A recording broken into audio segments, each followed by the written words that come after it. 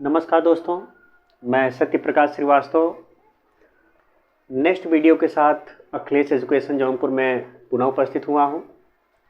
और आज की इस वीडियो में मैं आपको पास्ट परफेक्ट टेंस के विषय में बतलाने जा रहा हूं। तो जैसा कि आज मैं आपको बताया, आज का हमारा टॉपिक है पास्ट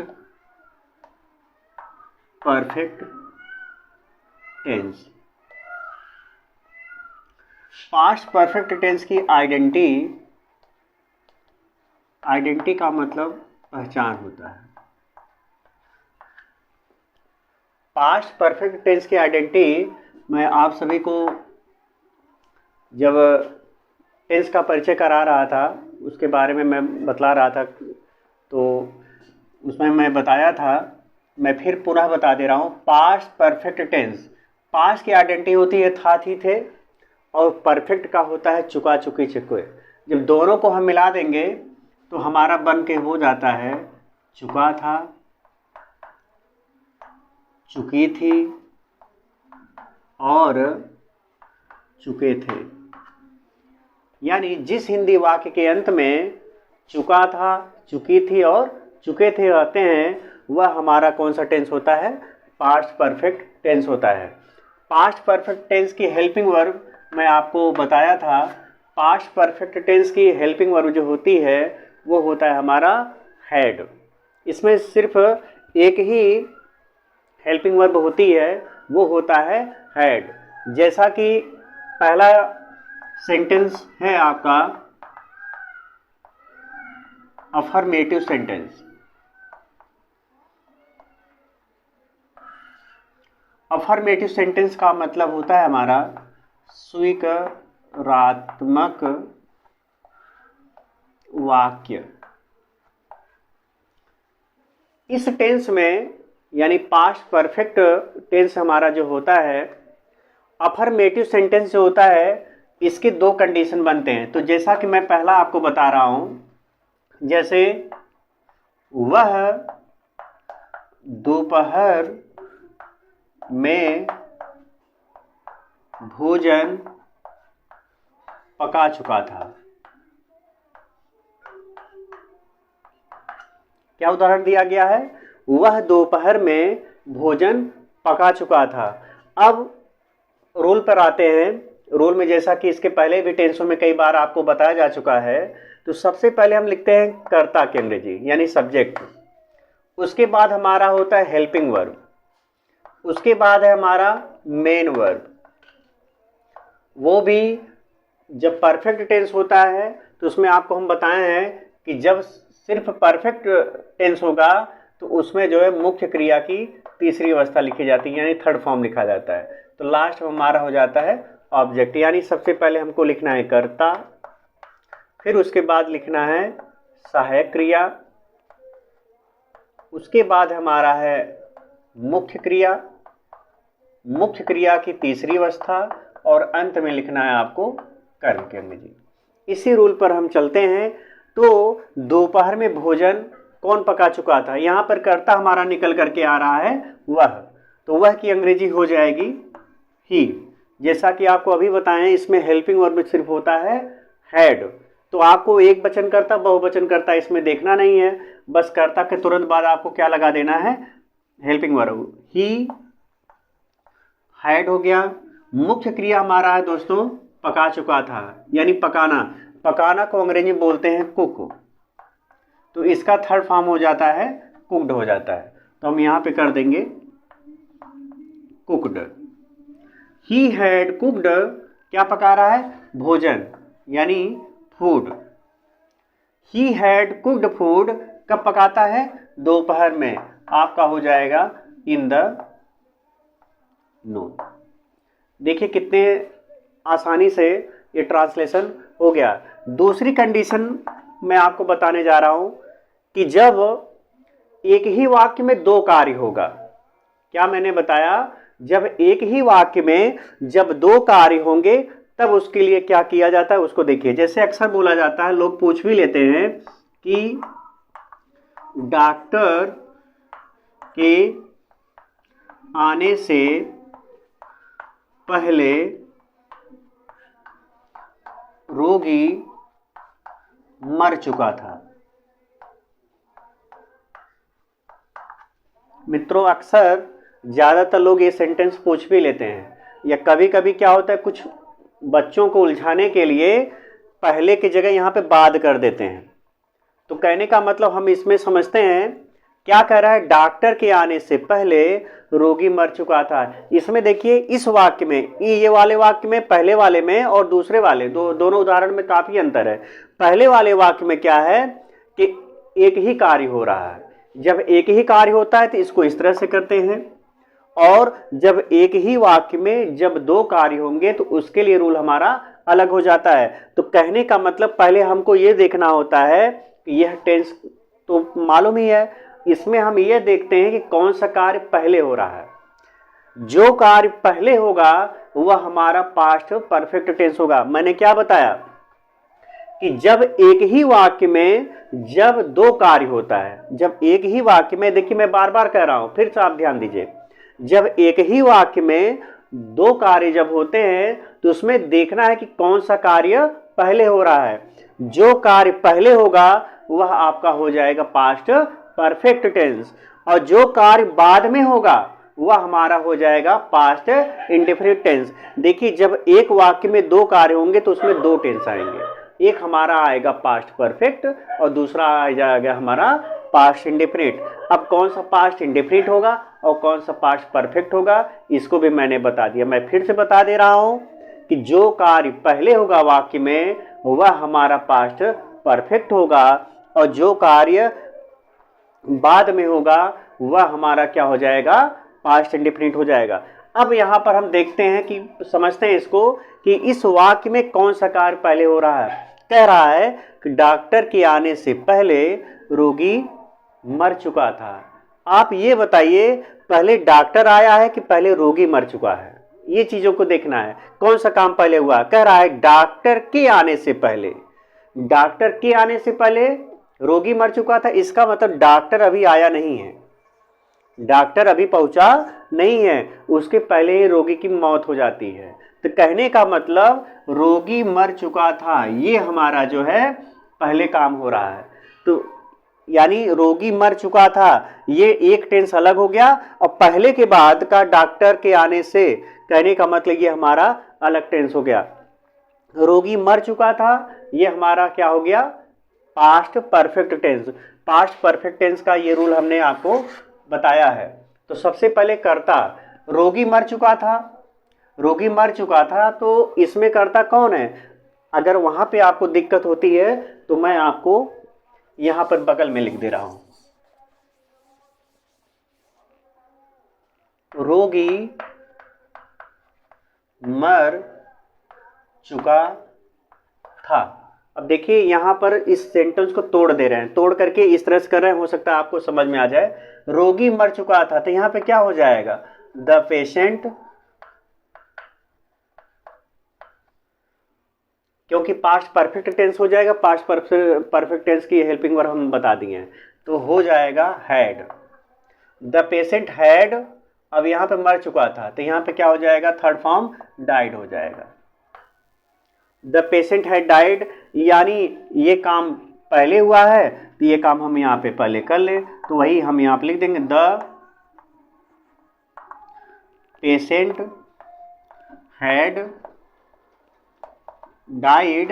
अब यहाँ पे पहले है, पहले का अंग्रेजी हम यहाँ पे क्या लिख देंगे, before, the patient had died before. अब यहाँ पे देखिए इसको क्या पढ़ेंगे, आपको मालूम है कि पास्ट इंडेफिनिट में क्या आता है, ता था, ती थी, ते थे, या ई और ये आता है। तो डॉक्टर, इसको बोलने के लिए हम कैसे बोलेंगे, डॉक्टर आया, डॉक्टर आया इसको बोलेंगे। अब डॉक्टर आया, इसका ट्रांसलेशन हमको करना है, इसका ट्रांसलेशन क्या होगा, तो डॉक्टर के अंग्रेजी हम लिख देंगे डॉक्टर। अब यहां पे क्या हो जाएगा, कम, कम का सेकंड फॉर्म क्या हो जाएगा, केम। अब वही हमको लिख देना है, the patient had died before the doctor केम। बस ये आराम से हमारा ट्रांसलेशन हो गया। जिन मित्रों को इसमें शॉर्ट स्क्रीन लेना है तो आसानी से इसमें शॉर्ट स्क्रीन ले सकते हैं। और एक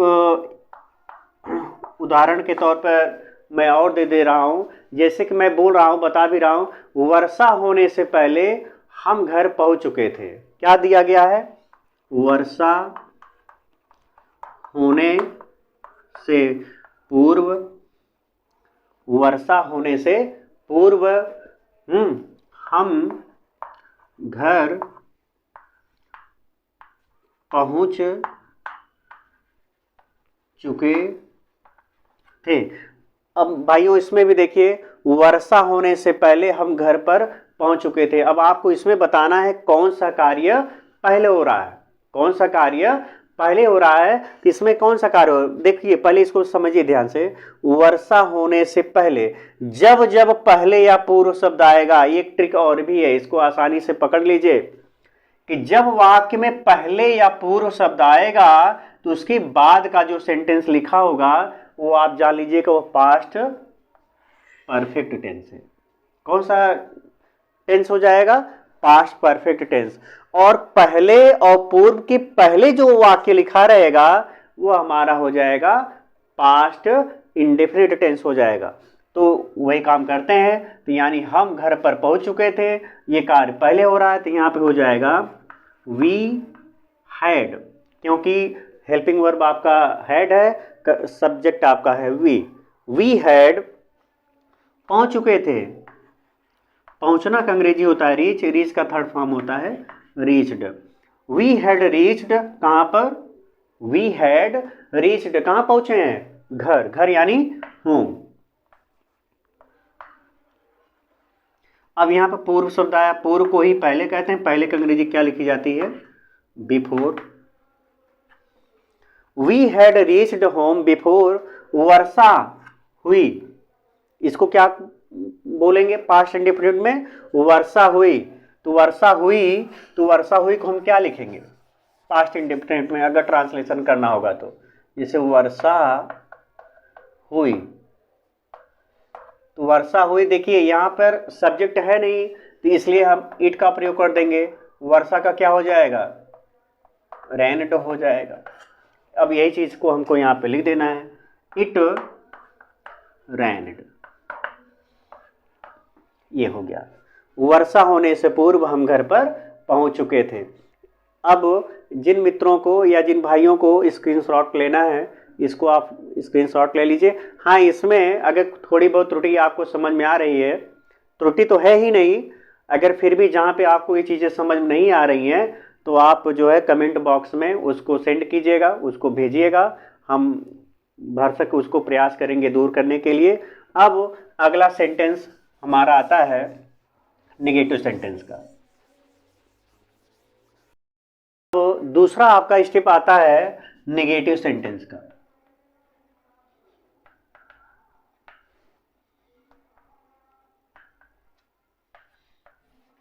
नेगेटिव सेंटेंस का मतलब मेरा होता है नकारात्मक वाक्य। नेगेटिव सेंटेंस का मतलब क्या होता है? नकारात्मक वाक्य होता है। जैसे उदाहरण के तौर पर देखा जाए,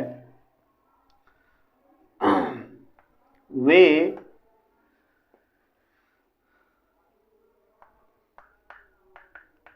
रास्ते में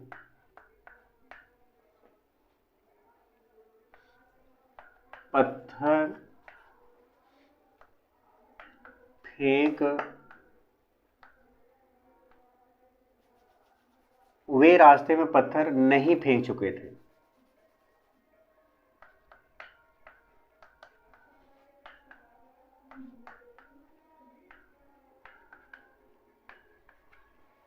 वे रास्ते में पत्थर नहीं फेंक चुके थे। अब देखिए इस वाक्य को भी पढ़िए। इस वाक्य में आप देखिए कि इस वाक्य में एक कार्य हो रहा है कि दो कार्य हो रहे हैं। वे रास्ते में पत्थर नहीं फेंक चुके थे, कहने का मतलब इस वाक्य में एक ही कार्य हो रहा है, क्योंकि क्रिया एक ही है हमारी और कार्य करने वाला ही एक है। यदि इसमें होता कि मेरे पहुंचने से पहले वे रास्ते में पत्थर नहीं फेंक चुके थे, अगर ये होता तो इस वाक्य में दो कार्य होते, लेकिन इसमें क्या है, वो शर्त तो है नहीं। लेकिन यहाँ पर क्या लिखा गया है कि वे रास्ते में पत्थर नहीं फेंक चुके थे, तो इसका क्या हो जाएगा, सेम उसी तरह से करना है। करता है आपका वे की अंग्रेजी हो जाएगा दे के बाद हमारा हेल्पिंग वर्ब है हैड, हेल्पिंग वर्ब के बाद ही क्या लगता है हमारा नॉट।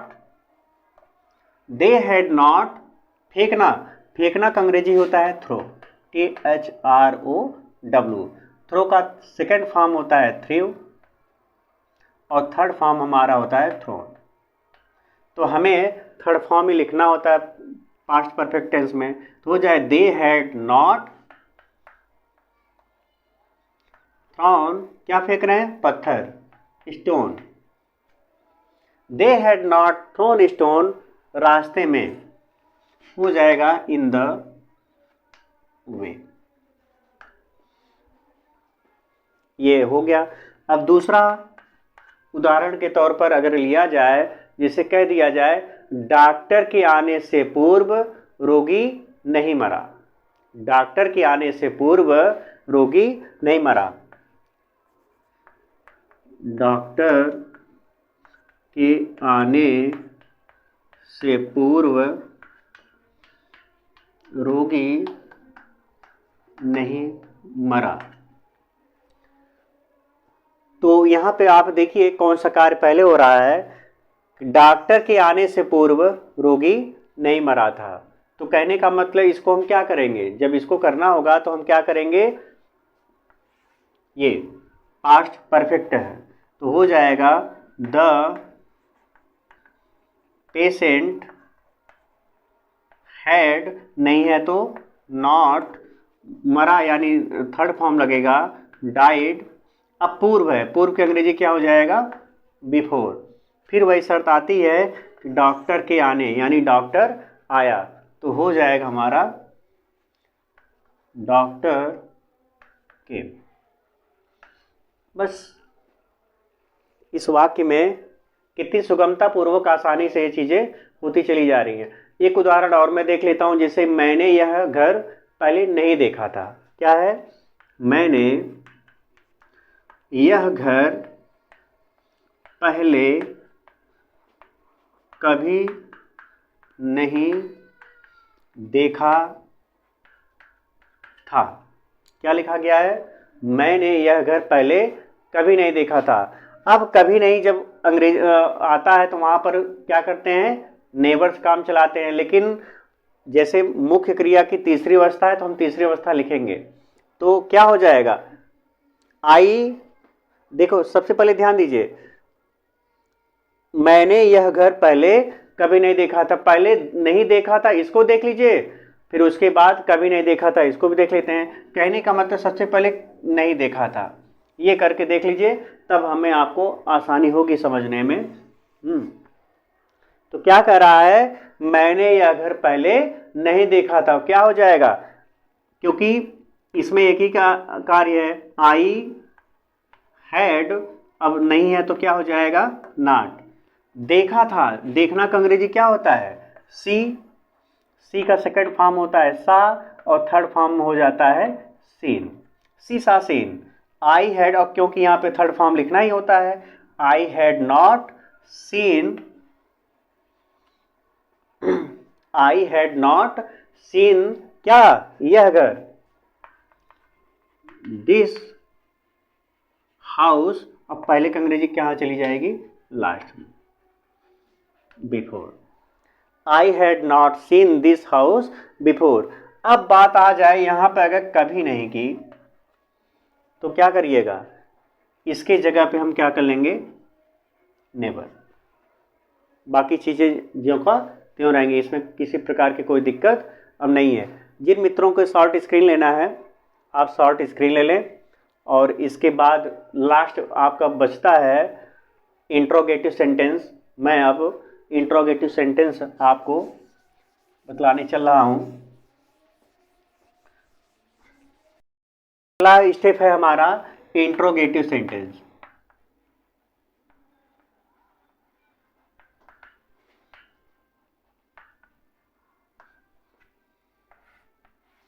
इंट्रोगेटिव सेंटेंस मतलब प्रश्नवाचक वाक्य। प्रश्नवाचक वाक्य में पहला एग्जाम्पल के तहत आपको दिया जा रहा है, क्या मेरे स्कूल पहुंचने से पहले घंटा नहीं बज चुका था? क्या मेरे स्कूल पहुंचने से पहले घंटी नहीं बज चुकी थी? क्या मेरे स्कूल नहीं पहुंचने से पहले, या अभी नहीं को हटाते हैं तो सिर्फ ऐसे ही देखते हैं फिर उसके बाद लगाते हैं, क्या मेरे स्कूल पहुंचने से पहले घंटी बज चुकी थी? कहने का मतलब कौन सा कार्य पहले हो रहा है ये चीज़ देखी जाए। मेरे स्कूल पहुंचने से पहले कहने का मतलब अभी मैं पहुंचा नहीं हूँ और घंटी बजाने की बात की जा रही है। तो आपको बताया गया जब वाक्य में क्या शब्द पहले आता है तो हेल्पिंग वर्ब हम पहले कर लेते हैं। तो यहाँ पे क्या हो जाएगा, हेड को हम पहले कर लेंगे। अब क्या बज रही है? घंटी बज चुकी थी। घंटी बज चुकी थी ये क्या है? आपका पास्ट परफेक्ट टेंस है, तो हो जाएगा हैड द बेल। और बजना का क्या होता है? बजना को होता है रिंग। रिंग, रैंग, रंग। फर्स्ट फॉर्म ये है, सेकंड फॉर्म ये, हमको थर्ड फॉर्म लिखना होता है। तो यहाँ पे क्या हो जाएगा हमारा रंग। हैड द बेल रंग। अब पहले है, पहले का अंग्रेजी क्या हो जाएगी? बिफोर। इसमें किसी को कोई दिक्कत? क्या दिया? हैड द बेल रंग बिफोर। क्या बच रहा है? मैं स्कूल पहुंचा। मैं स्कूल पहुंचा, तो यानी मैं स्कूल पहुंचा ये पास्ट इंडेफिनिट है, तो इसकी अंग्रेजी क्या हो जाएगी? आई पहुंचा। पहुंचना का अंग्रेजी होता है रीच। रीच का सेकंड फॉर्म क्या होता है? रीच्ड होता है। सेकंड फॉर्म भी रीच्ड होता है और थर्ड फॉर्म भी आपका रीच्ड होता है। तो यहाँ पे हो जाएगा रीच्ड, आई रीच्ड स्कूल। ये हो गया। हैड द बेल रंग बिफोर आई रीच्ड स्कूल। अब अगला स्टेप क्या है? सूरज छिपने से पहले कितने बच्चे सो चुके थे? क्या कहा गया? सूरज छिपने से पहले कितने बच्चे सो चुके थे? अब दूसरा एग्जाम्पल हमारे सामने है, सूरज छिपने से पहले कितने बच्चे सो चुके थे। अब कौन सा ऐसा वर्ड है जो क्वेश्चन कर रहा है? कितने। कितने बच्चे। अब यहाँ पे कितने बच्चे की अंग्रेजी क्या लिखी जाएगी? How many. हाँ, हाउ मैनी, हाउ मच। यहाँ पर काउंटेबल नाउन और अनकाउंटेबल नाउन। आप लोगों को अभी पार्ट्स ऑफ स्पीच में पढ़ाया नहीं हूँ, ये चीज़ें क्लियर हो जाती, टेंस क्लियर हो जाएगा तो मैं उसके बाद आपको पंक्चुएशन बताऊंगा। पंक्चुएशन के बाद फिर मैं आपको पार्ट्स ऑफ स्पीच बताऊंगा, क्योंकि जो तैयारी करने वाले छात्र हैं या जो पढ़ने वाले बच्चे हैं, ताकि वो अपना नोट आसानी से बना करके उसको आगे की तैयारी में उसको उपयोग में ला सकें। सूरज छिपने से पहले कितने बच्चे सो चुके थे।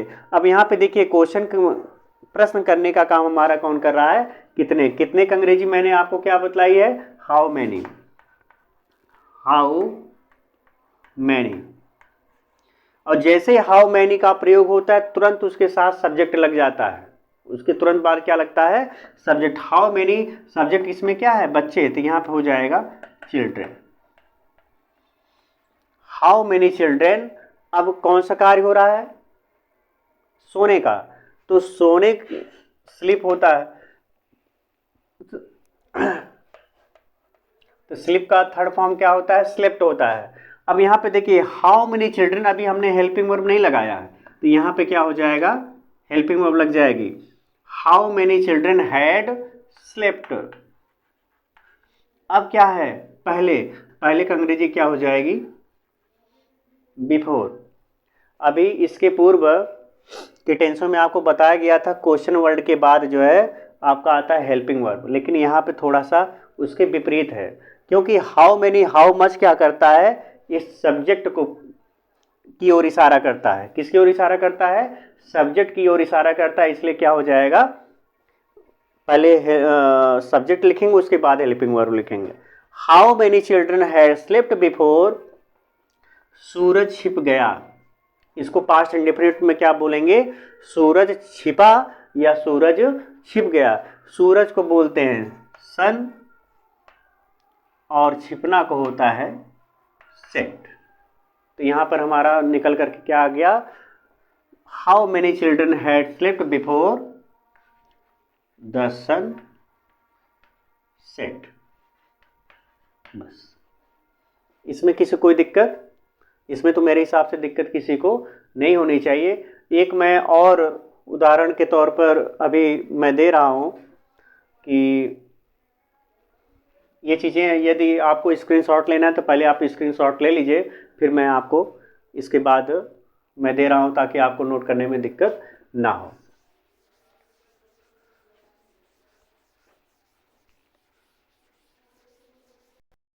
दूसरा एग्जाम्पल मैं दे रहा हूं आपको, डॉक्टर साहब के जाने के बाद रोगी ने क्या खाया था। आपको क्या बताया गया, डॉक्टर साहब, क्या बताया गया, डॉक्टर साहब के आने सॉरी डॉक्टर साहब के जाने के बाद, डॉक्टर साहब के जाने के बाद, डॉक्टर साहब के जाने के बाद रोगी ने क्या खाया। डॉक्टर साहब के जाने के बाद रोगी ने क्या खाया, इसमें देखिए कौन सा कार्य पहले हो रहा है, इसमें कौन सा कार्य पहले हो रहा है, यानी डॉक्टर गए हैं उसके बाद पूछा जा रहा है रोगी ने क्या खाया था। यहाँ पे क्या हो जाए, व्हाट डिड द पेशेंट, क्या हो जाएगा, व्हाट डिड द पेशेंट ईट। क्योंकि आपको बताया गया है कि पास्ट इंडेफिनिट में जब हेल्पिंग वर्ब डिड का प्रयोग हो जाता है तो मुख्य क्रिया की पहली अवस्था लिखी जाती है। कौन सी अवस्था लिखी जाती है, पहली अवस्था लिखी जाती है। ये नहीं कि हम यहाँ पर सेकंड फॉर्म या थर्ड फॉर्म का प्रयोग कर देंगे। अब बात क्या आती है, बाद की, के बाद, तो यहाँ पे क्या हो जाता है, आफ्टर। अगर बिफोर, अगर पहले होता तो वहाँ पे हम क्या लिखते, अगर पहले लिखा गया होता के पहले तो यहाँ पे हम लिखते बिफोर, लेकिन यहाँ पे के बाद है तो यहाँ पे क्या हो जाएगा, आफ्टर। तो उसके बाद क्या लिखेंगे, डॉक्टर साहब गए। इसको पढ़ने के लिए हम क्या पढ़ेंगे, डॉक्टर साहब गए या डॉक्टर साहब जा चुके थे, तो क्या हो जाएगा, तो द डॉक्टर हैड गॉन। ये what did the patient eat after the doctor had gone, यानी डॉक्टर साहब के जाने के बाद रोगी ने क्या खाया या क्या खाया था। ठीक है, इस तरह से आज आपका पास्ट परफेक्ट टेंस क्लियर होता है। इसके पहले की वीडियो में यानी पास्ट कंटिन्यूअस में मेरे द्वारा कहीं कहीं हल्का फुल्का मिस्टेक हो जाता था, क्योंकि मुझको थोड़ा सा स्कूल में बच्चों के प्रति थोड़ा सा हमें डिप्रेशन में मैं था, क्योंकि क्लास 10th के बच्चों की विदाई थी, बच्चे जा रहे थे और बच्चे हम लोगों से इतना गहराई के साथ जुड़े हुए थे, बच्चों का हम लोगों के प्रति इतना अच्छा संबंध रहता है बेटे बेटी की तरह, और जिसके कारण सारा दिन हमें बच्चों की याद आती रही। यहाँ तक कि मैं पढ़ाता रहा उस समय भी रह रह करके बच्चे मुझको याद आ रहे थे, तो कहीं कहीं थोड़ा सा दिक्कत आ जाती थी, जिसके लिए मैं आपसे क्षमा चाहता हूँ और दोबारा आइंदा मुझसे इस प्रकार की गलतियाँ नहीं होंगी। फिर भी बच्चे तो बच्चे ही होते हैं। मैं जितने भी माता पिता के बच्चे मेरे यहाँ पढ़ते हैं आकर के, मैं सभी छात्रों को, सभी बच्चों को मैं अपना छोटा भाई बहन और बेटा बेटी ही समझ करके मैं उनको ज्ञान देता हूँ। जो कुछ भी मेरे पास ज्ञान में रहता है मैं उनको भरसक देने का प्रयास करता हूँ। मैं भी एक प्राणी ही हूँ, एक इंसान ही हूँ। मुझसे भी गलतियाँ कभी कभी हो जाती हैं, और यदि गलतियाँ हुई थी तो उसके लिए मैं आप लोगों से क्षमा चाहता हूँ। और आप लोगों से मैं यही कहूँगा कि जितने भी माता पिता हों या जितने भी मुझसे श्रेष्ठ व्यक्ति हैं, मैं उनसे यही अपील करता हूँ कि आप अपने बच्चों को पढ़ाएं और बच्चों को थोड़ा सा देख रेख करें कि मेरा बच्चा क्या कर रहा है। कुछ गार्जियन ऐसे होते हैं जो थोड़ा सा कह करके छुटकारा अपने आप को पा जाते हैं कि भैया हमको अब वो वाली चीज़ आती नहीं है तो हम क्या करें, हमको कुछ समझ नहीं आता है। ये तो एक बहाना है। हमारा आपका फ़र्ज़ है कि बच्चे को तो हम बैठा सकते हैं, जो उनका पढ़ने का समय होता है उनको हम वहाँ पर बैठा सकते हैं। बच्चा कुछ भी पढ़े वहाँ पर, उस समय बच्चा अपना पढ़ाई करे। और इन्हीं वाणी के साथ मैं विदा लेना चाहता हूँ।